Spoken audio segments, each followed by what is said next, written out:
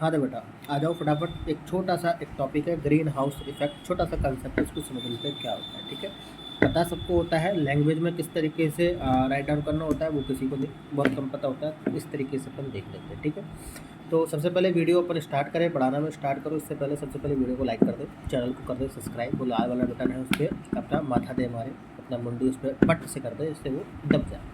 ठीक है, दोस्तों को भी शेयर करते हैं और उनसे बोलते हैं कि वो भी अपनी मंडी घुसा दे लाल वाले बटन पर। ठीक है, शुरू करते हैं ग्रीन हाउस इफेक्ट क्या होता है। तो देखो लैंग्वेज में किस तरीके से डालना है पर कोई इन चीज़ों को। The green house effect is a natural process that help regulate the temperature on earth and make it habitable for life. It would be like this. अब देखो यहाँ पर क्या होता है कि ग्रीन हाउस इफेक्ट क्या होता है, एक ऐसी नेचुरल प्रोसेस है जो कि टेम्परेचर को क्या करती है, मेंटेन करती है। अगर ग्रीन हाउस गैसेज अपने एटमॉस्फेयर में नहीं होगी तो अपना एटमॉस्फेयर का टेम्परेचर मैं आपको बताता हूँ -18 डिग्री तक भी पहुँच जाएगा, जो कि बहुत ज़्यादा ठंडा है, अपन वापस सर्वाइव नहीं कर पाएंगे। बात है समझ में। तो ये कैसे वर्क करती है कि अर्थ के टेम्परेचर को कैसे मेंटेन करती है और लाइफ के लिए कैसे हैबिटेबल बनाती है रहने के लिए, वो चीज़ अपन देखेंगे। तो इट वर्क्स लाइक दिस, यानी इस तरीके से काम करती है। सबसे पहले आप यहाँ पर देख लो कि द सन रेज यानी कि जो सनलाइट होती है वो अर्थ के अंदर एंटर करती है, एंटर द अर्थ एटमॉस्फेयर। ठीक है, and the reach the surface, surface पर वो जाती है, पहुँच गई।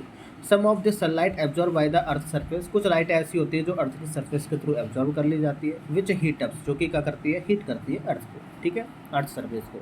The heated surface then release this energy back into the atmosphere as, या तो इंफ्रारेड रेडिएशन या हीट रेज की वजह से, यानी कि जो सनलाइट अर्थ की सरफेस पर आई तो अर्थ की सरफेस ने कुछ तो एब्जॉर्ब कर ली जिसकी वजह से हीट होगी, और कुछ ऐसी कुछ सनलाइट को क्या कर दिया, वापस एटमॉस्फेयर में भेजना चाह रही है अर्थ की सरफेस। ठीक है, तो वो क्या होगा, जो वापस भेजना चाह रही है उनको इंफ्रारेड रेडिएशन या हीट रेज उनको बोला है। अब क्या होगा, certain gases at the atmosphere cold green house gases, कुछ एटमॉस्फेयर गैसेज जो होती है ग्रीन हाउस, कुछ एटमॉस्फेयर में ग्रीन हाउस गैसेज होती है, लाइक मेजरली बोल देते हैं तो CO2 होती है, जो कि क्या कर लेती है, कैप्चर कर लेती है। जब इनको निकाला जाता है अर्थ के थ्रू वापस एटमॉस्फेयर में डाला जाता है तो वो क्या कर लेती है, infrared radiation prevent from expecting back to space, तो वापस इन हीट रेज को एक्सकेप यानी कि वापस से एटमॉस्फेयर में जाने से रोकती है। कौन, ये ग्रीन हाउस गैसेज इन हीटों को। The main green house gases are water vapour हो सकता है, carbon dioxide, methane, nitrous oxide, ये सारी गैसेज हो सकती है आपको। ठीक है,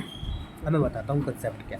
कंसेप्ट ये है बेटा कि जैसे कि समझ लो ये अर्थ की सरफेस है। ठीक है, अब इस अर्थ की सरफेस पर क्या है, आपकी सनलाइट आ रही है। ठीक है, अब कुछ सनलाइट तो ऐसी है जो इस हीट की वेव्स को क्या कर लेंगी, एब्जॉर्ब कर लेंगी, सनलाइट को एब्जॉर्ब कर लेंगी अर्थ, और कुछ क्या करेंगे, अब इनको रिफ्लेक्ट करेंगी, वापस से अर्थ के पास क्या करेंगी, भेजेंगी। लेकिन इस एटमॉस्फेयर में बहुत सारी ऐसी गैसेस प्रेजेंट है जिनको अपन बोलते हैं ग्रीन हाउस गैसेस।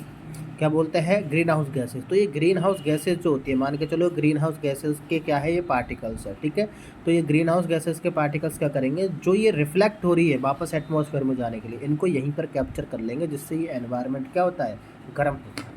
बात समझ में ही, ग्रीन हाउस इफेक्ट का काम हो रहा है। तो these green house gases act like blanket, blanket की तरह काम करती है कि इनको लपेट लिया इस ब्लैंकेट में, या trapping the heat and warming the earth surface and lower temperature, जो कि क्या करती है, ट्रैप कर लेती है इस पूरी की पूरी हीट को, और इस पूरी की पूरी अर्थ के एटमॉस्फेयर को कर लेती है, वार्म कर देती है। बात समझ में आई।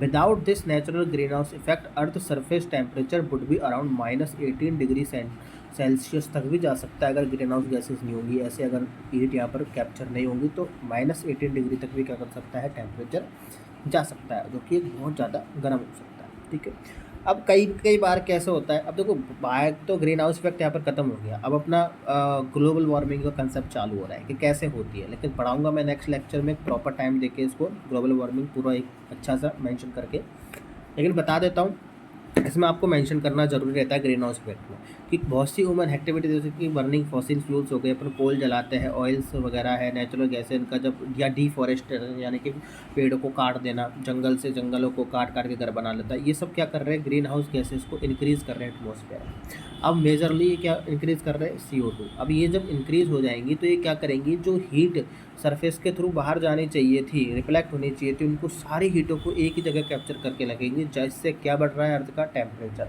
इस बढ़े हुए अर्थ के टेम्परेचर को अपन बोलते हैं बेटा ग्लोबल वार्मिंग। बात समझ में आई। सिंपल टर्म में बोले तो ग्रीन हाउस इफेक्ट ये नेचुरल प्रोसेस है जो कि अर्थ को क्या रखती है, गर्म रखती है, बट ह्यूमन एक्टिविटीज़ की वजह से ये बहुत ही ज़्यादा होने लग गया है।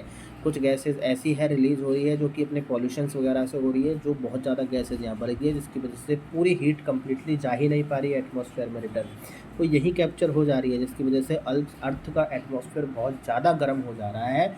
इस वजह से क्या हो रहा है, पूरी अर्थ का टेम्परेचर बहुत तेज़ी से बढ़ रहा है। इसी को अपन बोलते हैं ग्लोबल वार्मिंग। इसको डिटेल में अपन नेक्स्ट लेक्चर में लेंगे, ठीक है।